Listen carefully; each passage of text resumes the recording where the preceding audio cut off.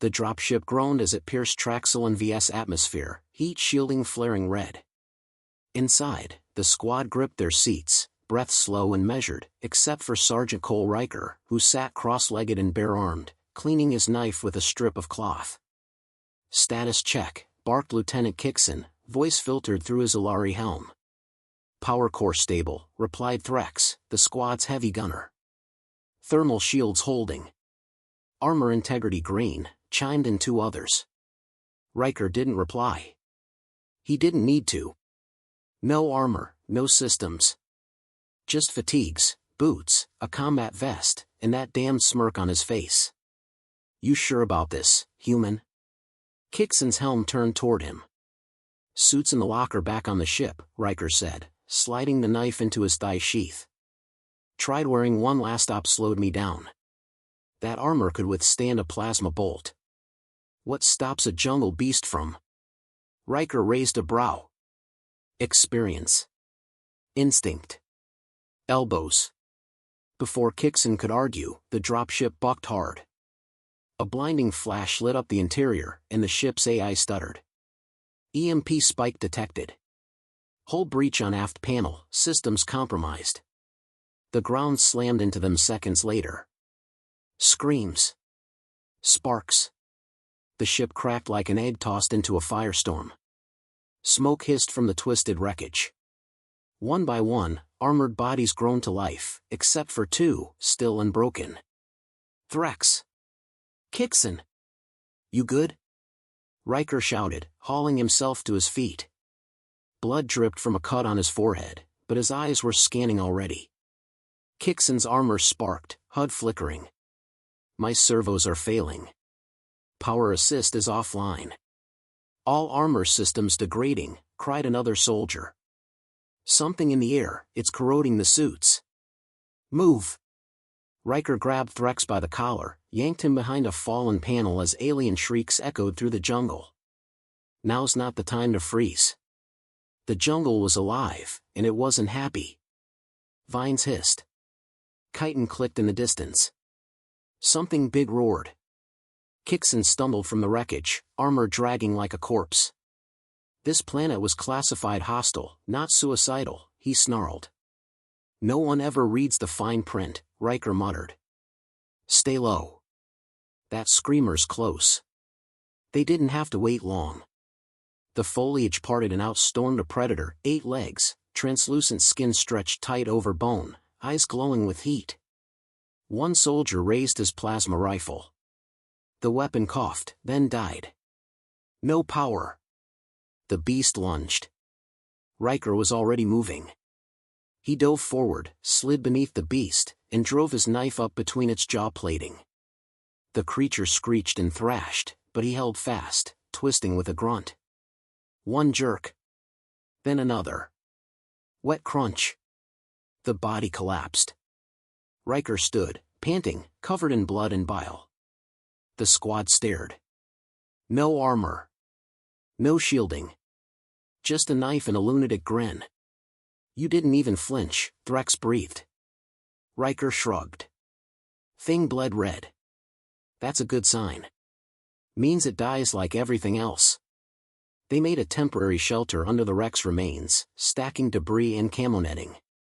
Kixon studied his flickering wrist module. "Federation Command has limited comms. They advise retreat until evac." "Retreat?" Riker looked up from sharpening his blade. "You saw how that thing tore through the armor. Think your suits'll last a mile in this jungle?" "We can't hold this position," Kixon snapped. "No," Riker agreed. "You can't." "I can."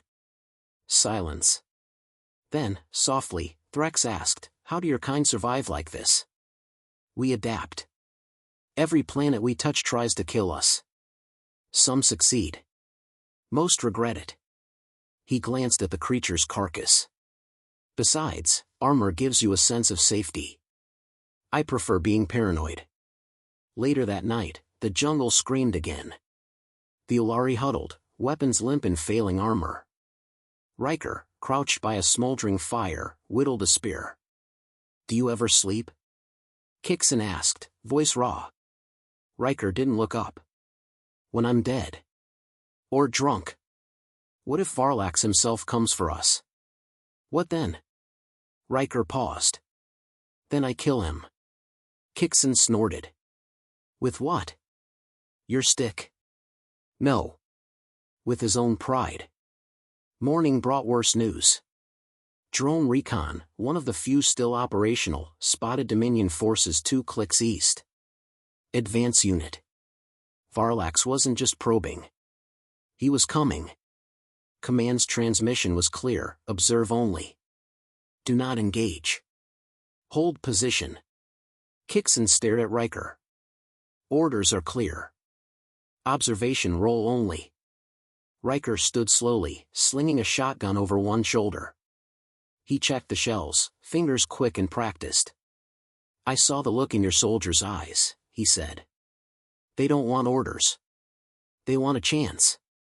You're a biological observer, Kixon snapped. Not a soldier on this op. Riker gave him a long, tired look. I've been a soldier since before your kind knew what fear tasted like. Then he turned to the jungle. Stay if you want. But I'm going to give them something to observe. And with that, the unarmored human walked into hell, bare arms, dirty boots, and a wicked grin. Commander Varlax leaned forward on his war table, mandibles twitching. Holograms of the battlefield glowed red. One by one, his armored scouts had gone silent. All confirmed lost, the analyst reported.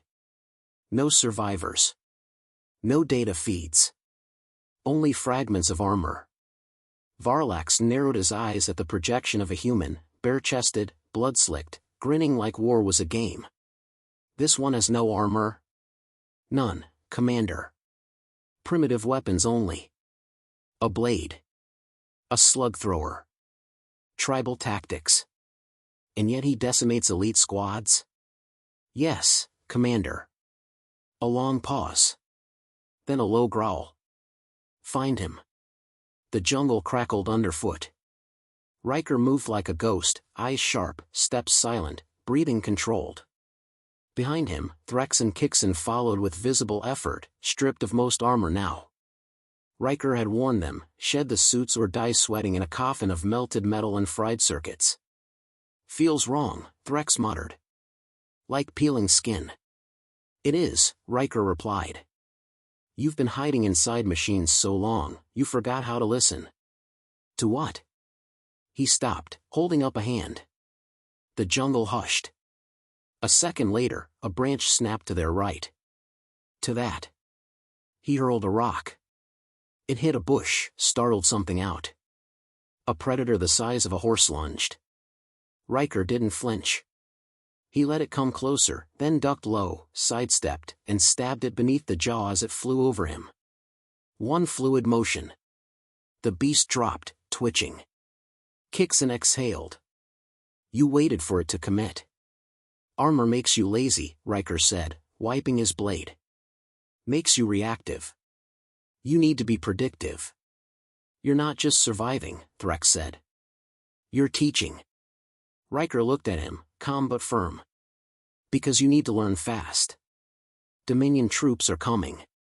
When they hit, they'll expect polished tactics, shiny armor, and clean kills. We'll give them mud, traps, and chaos. They reached a ridgeline overlooking a narrow pass. Perfect ambush point. Riker set them to work, sharpened stakes, tripwires made from alien tendons, chemical lures soaked into the trees. Why not use blasters? Kixon asked, holding up a sparking rifle. Because they'll die the moment that EMP storm rolls in again. And they're loud. He handed Kixon a spear. Silent. Sharp. Terrifying in the right hands. You sound like a savage. No, Riker replied. I sound like someone who's still alive. Night fell. Rain hissed down, thick with static. The air tingled, heavy with voltage. Dominion armor wouldn't last 10 minutes in it.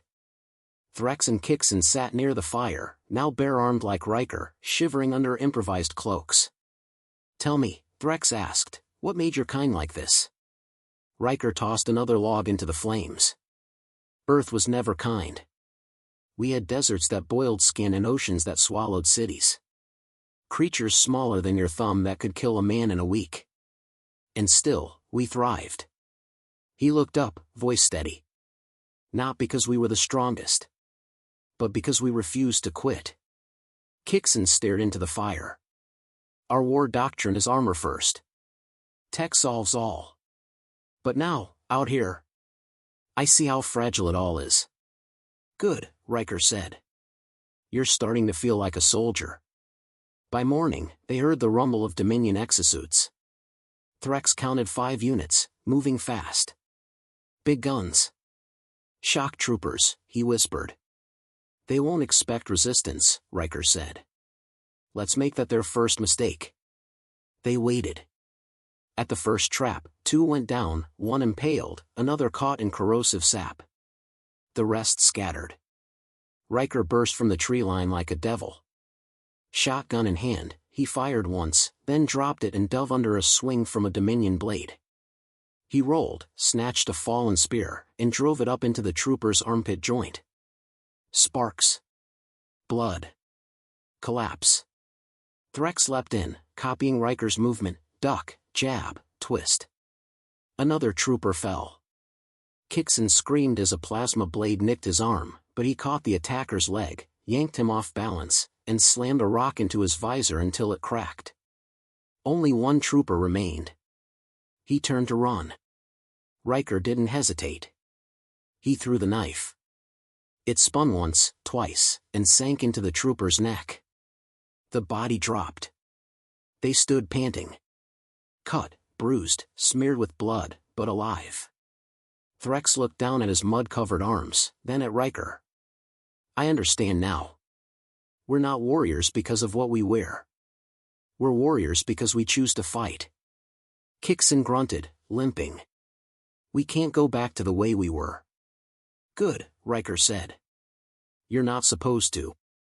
Back in his fortress bunker, Varlax smashed his claw into a console. 5 elites. Gone. By 1 human and stripped-down primitives? The analyst whispered, Commander, morale among our outer units is slipping. The word unarmored human is spreading. Varlax bared his teeth. Enough of this farce. Prepare the Warbringers. I will lead the next wave myself. The jungle went quiet. Not the peaceful kind of quiet, the warning kind. Every insect vanished, every breeze died. The leaves themselves seemed to hold their breath. Riker crouched low on the ridge, eyes narrowed. Below, 20 Dominion Warbringers advanced in perfect formation. Polished exosuits glinted beneath the canopy, powered by internal reactors that hummed with menace. They brought everything, Threx whispered. Mini-artillery, flame casters, energy shields.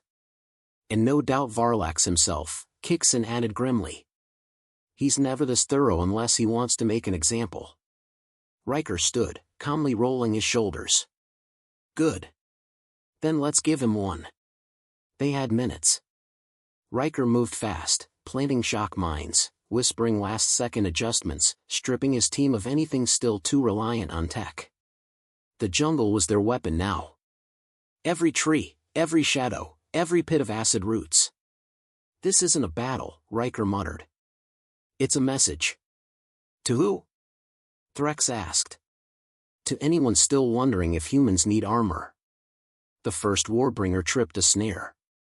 A sharp click, then a steelwood log swung down from above, crushing the suit's torso.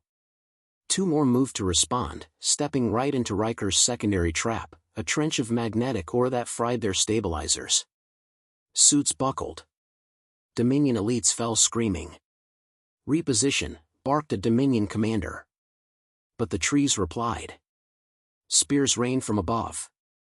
Not all hit, but those that did found weak points, armpits, neck seals, knee joints. Riker had studied their gait, their timing.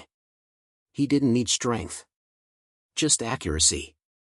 Kixon launched himself from a branch, landed atop a Warbringer, and drove a blade into its helmet seam.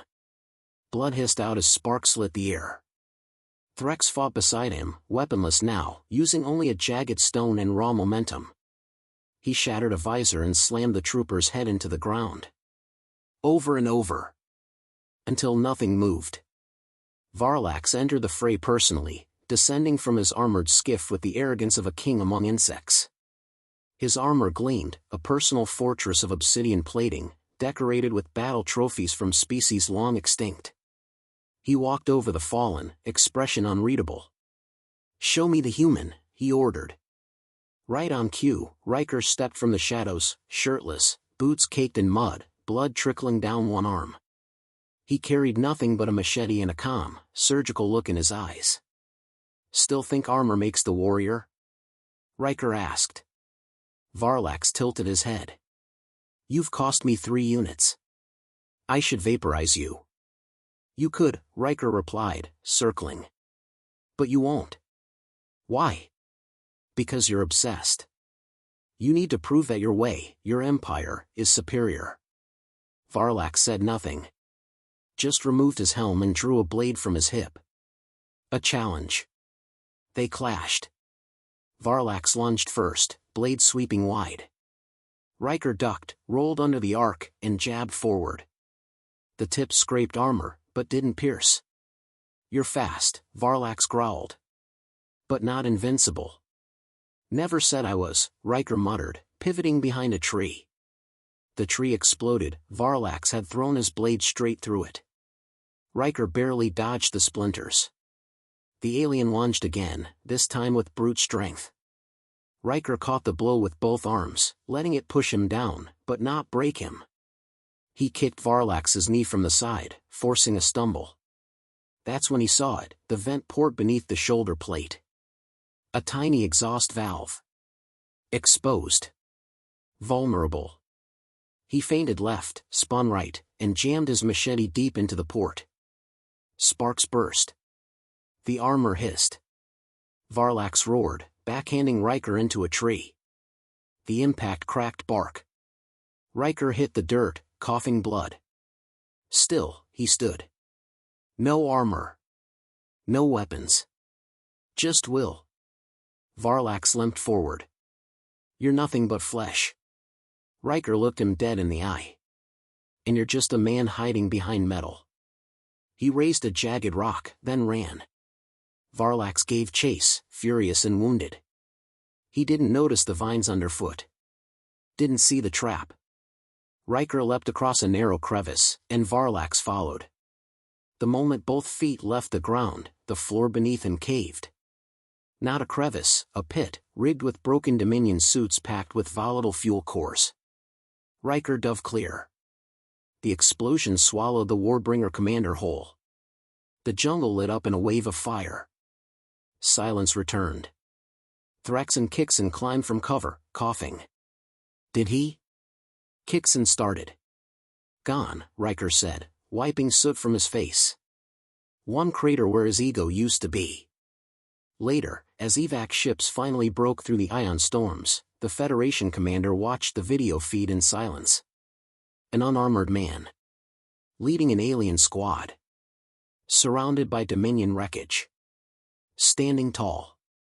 "Unbelievable," the commander muttered. The analyst next to him whispered, "Sir, there are reports spreading across multiple systems. They're calling him the Naked Deathworlder." "Send a message to High Command," the officer said. "Next deployment? Don't send armor. Send more humans." The jungle had gone from battlefield to graveyard. Charred armor shells littered the ground. Dominion insignias cracked and blackened. Smoke curled above the treetops like the breath of some ancient beast finally sated. Birds had returned to the canopy. Even the predators kept their distance. Riker sat on the hull of a half-buried Warbringer suit, hands stained, knuckles swollen. His machete rested across his lap, dull and chipped. Beside him, Kixon was silent, staring at the battlefield. "I've served in 20 systems," Kixon said quietly. "None of them ever ended like this." "Most of them didn't start like this either," Riker replied, voice rough.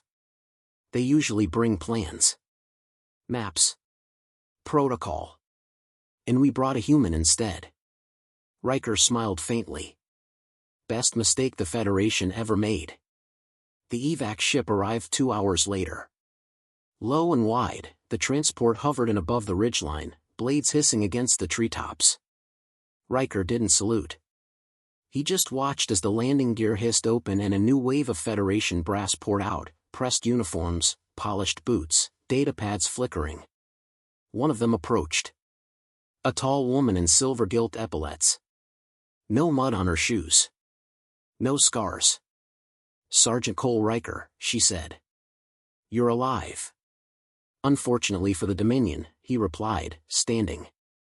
"I'm General Lyra Voss. Command Intelligence. We've been reviewing your tactics." I didn't know surviving had become tactical. She ignored the jab. "You led a squad of alien soldiers with no power armor, no AI assistance, and obsolete weapons, against superior tech." "Yeah," he said, cleaning beneath his fingernails with the tip of the blade. "N1. She handed him a pad. Footage flickered, helmet cams, drone feeds, even satellite captures. The jungle lighting up, Dominion elites falling one by one. At the center, a bare-chested man fighting like a beast. "You understand what this means?" Voss asked. Riker handed the pad back. "Means your rulebook just got torched." Later that evening, the squad sat inside the transport's decontamination bay. Cleaned, patched up, but not the same. Threk stared at his reflection in a metal panel. His horns were still stained with dried blood. His armor was gone for good. He hadn't asked for a new one. "Do we go back to the old ways?" he asked. Riker shook his head. "You go forward. The old ways broke the moment you saw that armor couldn't save you." Kixon nodded. "We fought better stripped than we ever did encased." Riker smirked. "That's the human condition. Take everything away, and we only get meaner." The Federation broadcast went out 2 days later. A closed session in the Galactic Council. Delegates from 30 species. Hushed voices. Disbelief. General Voss stood at the center, flanked by holoscreens of Traxel and V. "We send in elite soldiers with advanced gear," she began. "They were wiped out. Only one man walked through the fire." She tapped her control. The holoimage shifted, Riker leaping from a canopy, hurling a spear, dragging Dominion command from his wrecked suit. "This is Sergeant Riker. Unarmored. Unaugmented. Human." Murmurs erupted. A Saurian ambassador hissed, "He should have died a dozen times." Voss nodded. "He didn't. That's the point." Weeks passed. Back on Earth, headlines screamed. "The naked soldier who shook the stars." Galactic warfare redefined, no armor, no mercy. Dominion pulls back, blames biological terror. The military tried to bottle it, but the story leaked faster than they could bury it. Alien recruits started training without armor. Simulation rooms were flooded with jungle terrain. Soldiers demanded the Riker regimen. He became a legend. And legends don't wear helmets. Riker didn't care. He sat on the porch of a repurposed Terran outpost overlooking a crater lake. Sun hot. Air dry. For the first time in weeks, no one was screaming. Kixon visited one morning, bringing water and a datapad. "They're forming a new division," he said. "Human-led units. Armor optional." "Optional?" Riker raised a brow. "Well, technically it's discouraged now." Riker took a sip. "Good. Armor makes you slow. They want you to lead." "No." Kixon blinked. "Why not?" Riker looked out over the lake. "Because they'll just turn it into another checklist. Another system. They'll try to teach what can't be taught." "Which is?" He turned his head, eyes hard. "Gut instinct. Rage. The quiet kind. That thing inside that tells you to move when everyone else freezes." Kixon stood in silence. "You gave us that," he said finally. "No," Riker replied. "I just reminded you it was already there." Elsewhere, far beyond the rim, Varlax's surviving lieutenants gathered in secret. His death hadn't ended the Dominion, but it cracked its spine. They spoke of new warfare. Of biological threats. Of humans who fought without tech. One of them leaned in, whispering, "If this is what they are without armor, what are they with it?" No one answered. Back in the Federation's core systems, a new training doctrine circulated. Simple. Blunt. Deadly. The Riker Protocol. If the armor fails, the mission continues. If the weapons jam, the fight goes on. And if death comes, meet it on your feet. Shirtless.